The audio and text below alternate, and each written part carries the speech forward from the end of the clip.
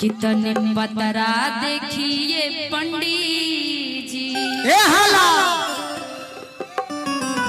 कि मोर भतरा कौना से फसल। इधर आओ इधर आओ, छोड़ दो कर की आदत नहीं के सुधरल लोका